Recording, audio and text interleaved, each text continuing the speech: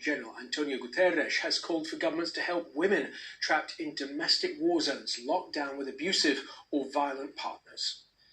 We know lockdowns and quarantines are essential to suppressing COVID-19, but they can trap women with abusive partners. Over the past weeks, as economic and social pressures and fear have grown, we have seen a horrifying global surge in domestic violence. In some countries, the number of women calling support services has doubled.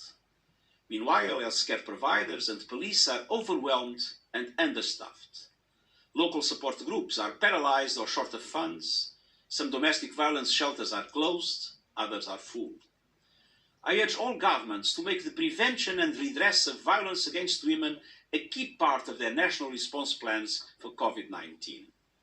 Antonio Guterres. Well, here in the UK, the charity Refuge says calls and online requests for support have risen by 25% in the past week.